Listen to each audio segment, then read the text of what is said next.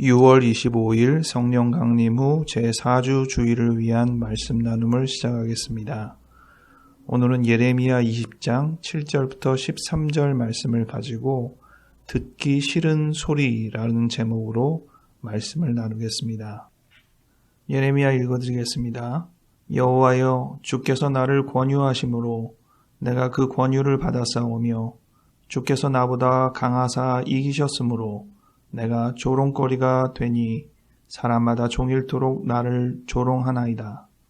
내가 말할 때마다 외치며 파멸과 멸망을 선포하므로 여호와의 말씀으로 말미암아 내가 종일토록 치욕과 모욕거리가 됨이니이다.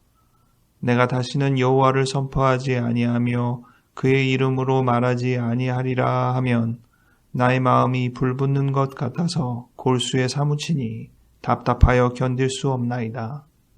나는 무리의 비방과 사방이 두려워함을 들었나이다. 그들이 이르기를 고소하라, 우리도 고소하리라 하오며 내 친한 벗도 다 내가 실족하기를 기다리며 그가 혹시 유혹을 받게 되면 우리가 그를 이기어 우리 원수를 갚자 하나이다.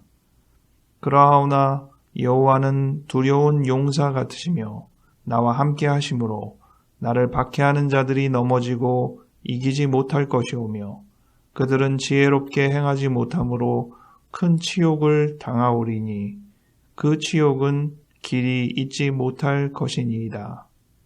악인을 시험하사 그 패부와 심장을 보시는 만군의 여호와여, 나의 사정을 주께 아뢰었사온즉 주께서 그들에게 보복하심을 나에게 보게 하옵소서. 여호와께 노래하라. 너희는 여호와를 찬양하라. 가난한 자의 생명을 행악자의 손에서 구원하셨음이니라. 아멘. 오늘 제목을 듣기 싫은 소리라고 붙였는데 정확히 오늘 본문에서는 파멸과 멸망을 선포하는 것이라고 되어 있습니다. 예레미야는 북방 이스라엘, 특히 남방 유다에 대한 멸망을 지속적으로 예언한 하나님의 선지자입니다. 이런 역할을 우리가 받는다면 정말 당혹스럽겠죠. 자기 나라가 멸망할 것이라는 예언을 하는 사명을 얻는 것입니다. 7절에 보면 여호와께서 나를 권유하시고 여호와께서 나보다 강하사 이기셨다고 했는데 그래서 결국 내가 이 멸망의 선포의 사명을 거절할 수 없다는 것이죠. 심지어 9절에 보면 그 선포를 안 하고 있으면 내 속에서 답답하여 견딜 수가 없는 감정이 생긴다고 했습니다. 유다의 멸망에 대한 예언, 오늘 제목대로 듣기 싫은 소리를 할 때 그 이야기를 듣는 사람들은 과연 어떤 감정을 가질지, 또 그 이야기를 하게 되는 예레미야 자신은 어떤 감정을 갖게 될지 오늘 성경 말씀에서 적혀 있는 대로 표시해서 확인해 봤습니다. 먼저 듣기 싫은 소리를 들은 사람들은 어떤 반응을 했는지 확인을 해보죠. 듣기 싫은 소리를 들은 사람은 그 말을 한 사람을 조롱하기 시작했습니다. 7절에 그 상대에게 치욕을 주고 모욕거리가 되게 했습니다.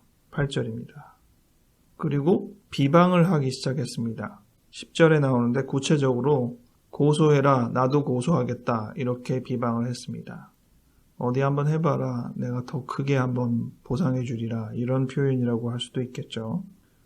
심지어 친한 벗들도 예언한 예레미야가 실족하기를 기다린다고 말하고 있습니다. 이러한 점들은 듣기 싫은 소리를 한 사람에 대한 반박적인 보응이라고 할 수 있겠습니다. 그런데 이 듣기 싫은 소리를 하고 있는 예레미야조차도 이 이야기를 꼭 하고 싶지는 않았기 때문에 불편한 것은 마찬가지일 것입니다. 오늘 본문에서 예레미야가 어떠한 감정을 갖게 되는지를 묘사한 성경 구절들을 확인해 봤습니다. 먼저 9절, 내가 여호와를 선포하지 아니하며 그의 이름으로 말하지 아니하리라 하면 전제를 달고 있는데 하나님께서 나에게 듣기 싫은 소리를 하라고 명해 주셨는데 그 말 안 하고 싶다는 것이죠. 당연하지 않겠습니까? 누가 그런 얘기를 전해주는 역할을 맡고 싶겠습니까? 안 했으면 하는 마음과 비슷한 마음인데 별 수 없이 하게 된다면 그 이야기가 가급적 짧게 끝나고 뒤탈이 없기를 바라겠죠. 또 예레미야의 개인의 어떤 감정을 예레미야 자신이 표현한 게 아니라 그 이야기를 들은 상대들이 표현한 말이 나오는데 그게 10절에 나옵니다. 개정개역에는 사방이 두려워함을 들었나이다 이렇게 번역이 되어 있어서 누가 두려워한다는 것인지 명확하게 번역이 되어 있지 않습니다. 하지만 공동번역에는 이 번역을 사면초가라고 번역되어 있고 표준세 번역에는 예레미야가 겁에 질려 있다고 표현하고 있습니다. 그런 말을 상대들이 하는 거죠. 그런데 그러한 판단이 그렇게 틀린 것으로 보이지는 않습니다. 예레미야 자신도 지금의 상황을 사면초가와 같은 겁에 질려 있는 상황으로 보는 것이 맞겠습니다. 그 내용은 오늘 본문의 뒷부분 14절부터 18절에 정확하게 나와 있습니다.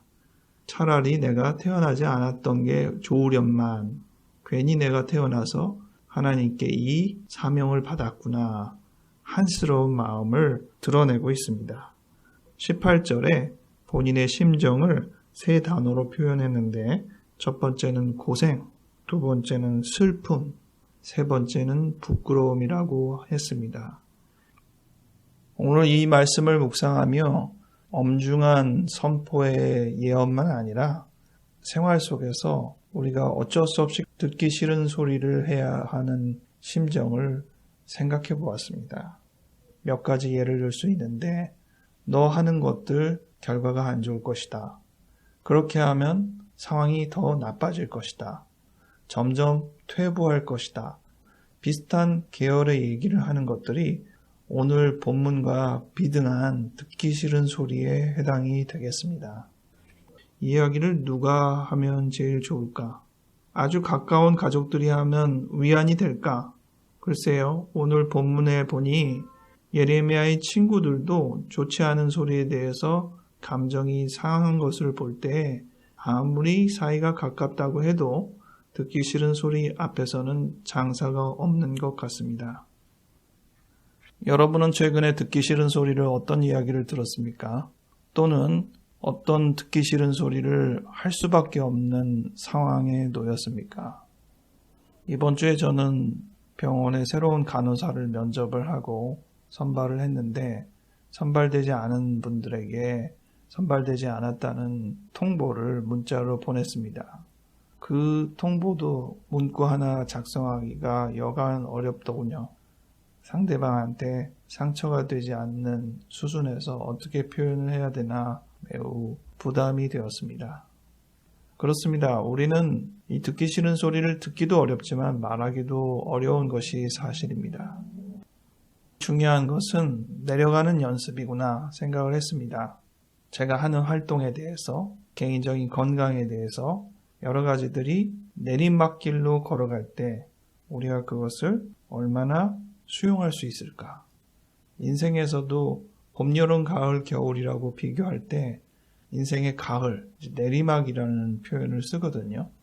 이 내리막길에 접어들었다라고 전달을 받게 되면 무조건 그것을 듣기 싫다고 거절할 것만이 아니라 겸허하게 수긍하고 어떻게 상황을 정리할 것인지, 그리고 심지어는 비난을 감수해야 합니다. 오늘 이 듣기 싫은 소리를 하면서 예레미야가 얼마나 많은 비방과 비난을 받았습니까?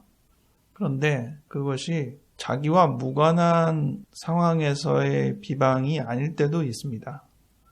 예를 들어서 사업이 잘 안 되거나 나이가 들어서 건강이 약해지거나 할 때 누군가가 그렇게 얘기할 수 있습니다. 저 사람 예전만 못해. 저 사람도 별 수 없이 나이 드니까 비슷해지는구만. 이렇게 말할 수 있잖아요. 당연한 것이고 그것을 예상하지 못하는 사람들은 너무 힘들어합니다. 외적인 화려함이 꺼져가는 시점이 도달할 때 예전만 못하다는 표현을 듣고 용납하지 못하는 사람들이 있습니다. 그렇게 된다면 그의 말년이 정말 피폐해질 수밖에 없겠죠. 이러한 식으로 얘기를 들을 때 비난으로만 받아들이는 것이 아니라 충분히 수용하며 정리해 나갈 수 있는 마음 자세를 가지고 있는지 돌아보기 바랍니다. 기도하겠습니다. 하나님 아버지, 오늘 예레미야가 하나님께 받은 멸망과 파멸의 선포에 대한 사명을 다양하게 생각해 보았습니다. 그 말을 함으로 얼마나 많은 사람들에게 비난과 비방과 모욕을 당했는지를 돌이켜 보았습니다. 그 자신이 그 이야기를 하고 싶지 않고 또 그 이야기를 하게 된 자신을 원망하기도 하고 본의 아니게 사람들에게 비난을 당해서 겁이 나고 당황스러운 그 모든 측면들을 생각해 보았습니다. 불가피하게 우리는 인생을 살아가는 동안 듣기 싫은 소리를 듣기도 하고 듣기 싫은 소리를 해야 하기도 합니다. 우리가 어떻게 이 이야기를 현명하게 해나가고 또 받아들일 수 있는지 다시 한번 생각해 볼 수 있도록 도와주시고 이번 일주일 동안의 비슷한 경험 안에서 우리에게 새로운 깨달음과 지혜를 허락하여 주시옵소서. 감사드리옵고 예수님 이름으로 기도하였습니다. 아멘.